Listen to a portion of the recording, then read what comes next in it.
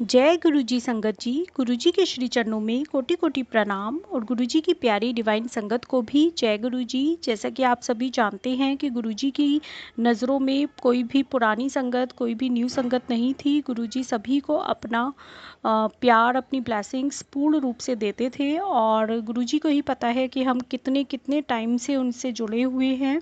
तो ये सब सिर्फ़ और सिर्फ गुरु जी का के टाइमिंग्स हैं कि हम कब गुरुजी से जुड़ें, और जो उनके टाइमिंग्स होते हैं उनके अकॉर्डिंग ही सब कुछ होता है। इसी विनती के साथ कि गुरुजी हमेशा मेरा, मेरे परिवार का और सभी संगत नॉन संगत का ध्यान रखें, हमेशा हमें अपने श्री चरणों से जोड़े रखें और हमारे गुनाह बख्शें और हमेशा हमेशा हमारे अंग संग रहें। इसी विनती के साथ मैं गुरुजी का सत्संग 75 गुरुजी के श्री चरणों में पढ़ना स्टार्ट करती हूँ गुरुजी के दिव्य मंत्र के साथ। ओम नमः शिवाय, शिवजी सदा सहाय। ओम नमः शिवाय, गुरुजी सदा सहाय। सत्संग 75। ये सत्संग राजेंद्र प्रसाद सिंगला अंकल का है, गुड़गांव से। प्रभु चरणों में कृपा। गुरुजी लिखते हैं, गुरुजी की प्यारी संगत अंकल जी लिखते हैं, चरण कमल की मौज को कहो कैसे अनुमान, कहीं भी को शोभा नहीं देखा ही प्रमाण। संत कबीर ने सदगुरु के चरणों में मिलने वाले सुख का वर्णन करने से मना कर दिया था, क्योंकि उसे शब्दों में पिरोना असंभव है, वह तो केवल अनुभव ही किया जा सकता है। मुझे भी ऐसी ही अनुभूतियाँ हुई हैं। गुरुजी के आशीर्वाद ने एक नवीन बोध और उद्देश्य देकर मेरे पूरे जीवन को परिवर्तित कर दिया है। जय गुरु जी, शुक्राना गुरु जी। सर्वज्ञाता होने का आभास। अगस्त 1996 में एक दिन संध्या को मेरे मित्र विंग कमांडर चोपड़ा ने फ़ोन कर मुझे गुरुजी के यहाँ आने का आमंत्रण दिया, क्योंकि मैं संतों में विश्वास नहीं करता था। बहुत मना करने के पश्चात केवल उन पर आभार प्रकट करने के लिए मैंने आना स्वीकार कर लिया। उस दिन हम नोएडा से 6 बजे चलकर 45 मिनट में गुरुजी के स्थान पर पहुंच गए। पहला अवसर होने के कारण संगत में चोपड़ा के अलावा मैं किसी को नहीं जानता था। हम 15 से 20 लोग समूह में बैठकर गुरुजी की प्रतीक्षा करते रहे।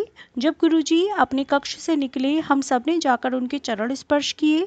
सामान्यतः ऐसे धार्मिक अवसरों पर उपस्थित भक्त ईश्वर के लिए आदर भाव से या किसी धर्मार्थ कार्यों के लिए धन दान करते हैं, पर विंग कमांडर चोपड़ा ने मुझे चेतावनी दी थी कि यहाँ पर धन कदापि अर्पण नहीं करना है। गुरुजी भेंट में केवल पुष्प या मिठाई स्वीकार करते हैं। फूल सजाने के काम आते थे और मिठाई को गुरुजी प्रसाद के रूप में संगत में बांट देते थे। चोपड़ा द्वारा मेरा संक्षिप्त परिचय कराने के पश्चात गुरुजी ने मेरी ओर मुड़कर देखा और पूछा कि मैं चंडीगढ़ कब जा रहा हूँ। मैं अचंभित हो गया, क्योंकि चोपड़ा को इस बारे में कुछ नहीं पता था और पता होने पर भी बताने का समय नहीं मिला था। किंतु गुरुजी को मेरे बारे में चोपड़ा द्वारा दिए गए परिचय से अधिक ज्ञान था। अपने अचंभे को वश में करते हुए मैंने गुरुजी को उत्तर दे दिया। गुरुजी ने जानना चाहा कि मैं वहाँ पर कहाँ रहता हूँ। मैंने उनको बताया कि मैं एक पुलिस अधिकारी श्री पीपी सिंह के घर पर ठहरता हूँ।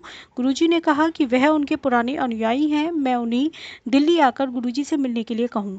गुरुजी के रहस्य और उनकी प्रतिभाओं के बारे में जानने के लिए मेरी जिज्ञासा और बढ़ गई। जय गुरुजी, शुक्राना गुरुजी। यथा स्थान बैठने पर प्रसाद में चाय परोसी गई। गुरबानी के मधुर शब्दों की ध्वनि से वातावरण में दिव्यता छा रही थी। कुछ देर पश्चात गुरुजी ने मिठाई बांटनी आरंभ करी और उसकी मात्रा ने मुझे आश्चर्यचकित कर दिया। उठाने और देने के लिए गुरुजी केवल अपने दाहिने हाथ का प्रयोग कर रहे थे, पर प्राप्तकर्ता को दोनों हाथों से भी उसे संभालने में कठिनाई हो रही थी। यद्यपि गुरुजी का हाथ उपस्थित लोगों में से कुछ से छोटा होगा, किंतु बड़े हाथ वाले भक्त भी दोनों हाथ से गुरुजी को संभाल नहीं पा रहे थे, गुरुजी का प्रसाद नहीं संभाल पा रहे थे। जय गुरुजी, शुक्राना गुरुजी। गुरुजी के 2-3 बार प्रसाद देने के पश्चात, जिसकी प्रति भक्त कुल मात्रा आधा किलो से अधिक रही होगी, उनके निर्देश पर लंगर परोसने का प्रबंध होने लगा। उस समय ऐसा लग रहा था कि पेट में और कुछ खाने का स्थान नहीं है, परंतु जब तक लंगर लगा तब तक पुनः भूख लगने लगी थी।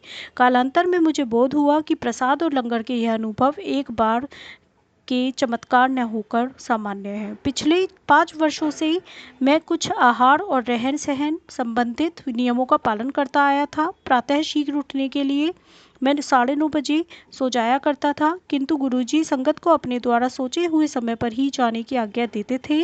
उस दिन वहाँ अर्धरात्रि के बाद तक रहे और कोई 1 बजे नोएडा के लिए चले। यह समय मेरे शरीर की जैविक घड़ी के प्रतिकूल था, किंतु मुझे आभास हुआ कि इतनी देर तक जगे रहने के बाद भी घर पहुंचने तक निद्रा मुझसे कोसों दूर थी और अद्भुत स्फूर्ति बनी हुई थी। घर पहुंचने के तुरंत बाद मैंने अपने मित्र पीपी सिंह को फ़ोन कर यह जानना चाहा कि क्या गुरुजी का कहा हुआ सत्य था। मेरे मित्र को यह जानकर अति प्रसन्नता हुई कि मैं गुरुजी से मिलने एम्पायर स्टेट गया था। वह उनका पता जानकर और भी आनंदित हुए, क्योंकि चंडीगढ़ से गुरुजी के जाने के पश्चात गुरुजी से उनका संपर्क टूट गया था। हमने खुश होकर वार्ता का अंत किया। फिर मैंने अपने पहले दर्शन के बारे में अपनी पत्नी के कुछ प्रश्नों के उत्तर दिए और इस प्रकार एक अति महत्वपूर्ण दिन का अंत हुआ।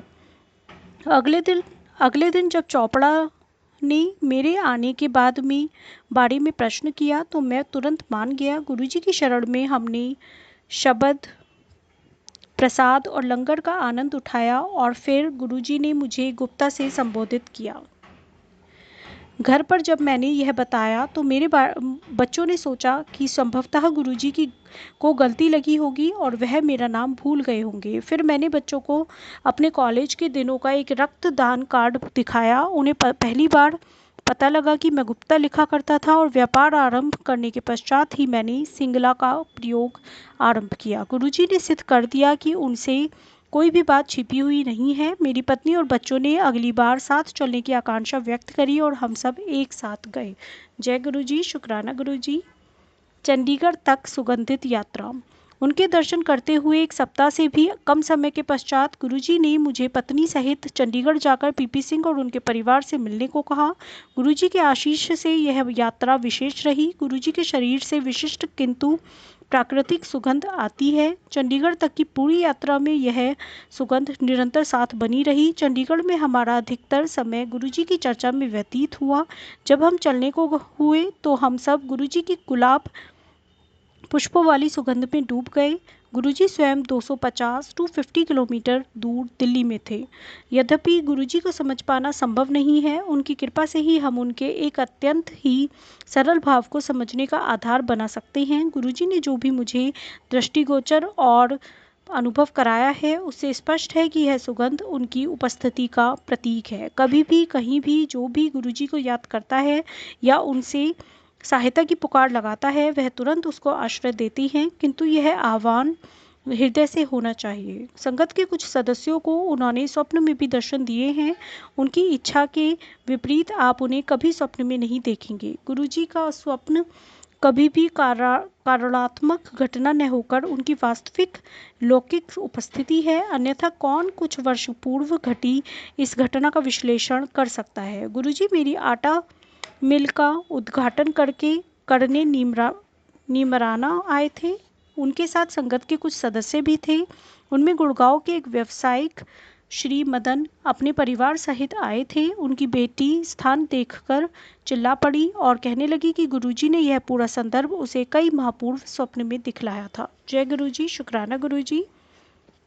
छोटी सी सेवा से रोग मुक्ति। किसी भी भक्त के लिए गुरु की सेवा अत्यंत प्रसन्नता, गौरव और संतुष्ट की घटना होती है, किंतु गुरुजी के संदर्भ में उसका एक और आयाम भी है। एक बार गुरुजी ने मुझे अपने घुटनों से टखनों तक मालिश करने को कहा। उसे करते हुए मैं कितना भाव विवल और आनंदित हुआ, इसका वर्णन करना असंभव है। आधा घंटा ऐसा करने के पश्चात मेरे हाथ उनकी सुगंध से भर गए थे। वह सुगंध हाथों में 24 घंटे से भी अधिक समय तक रही और कुछ चमत्कारिक भी हुआ। मेरे पैरों के नीचे का भाग अकड़ा रहता था। मेरा पुत्र उन अंगों पर अपने शरीर का भार डालने के लिए खड़ा हुआ करता था और इससे कुछ आराम मिलता था। कुछ दिनों में मुझे आभास हुआ कि गुरुजी ने अपने उन्हीं भागों की मालिश करवाकर मुझे 7-8 वर्षों से चली आ रही उस तीव्र वेदना से मुक्त कर दिया था। उसके बाद मुझे वहाँ कभी दर्द नहीं हुआ है। गुरुजी जैसे दाता कृपा के अतिरिक्त जब भी सेवा करवाते हैं वह भक्त की भलाई के लिए होती है। जय गुरुजी, अनंतम अनंतम शुक्राना गुरुजी। संगत जी, इस वीडियो के कुछ सत्संग शेष हैं, तो ये सत्संग मैं नेक्स्ट वीडियो में पढ़ूंगी। और संगत जी और प्यारे गुरु जी, अगर सत्संग पढ़ने में मुझसे कोई भी मिस्टेक हुई हो तो प्लीज़ प्लीज़ मुझे क्षमा कर दीजिएगा। जय गुरु जी, अनंतम अनंतम शुक्राना गुरु जी।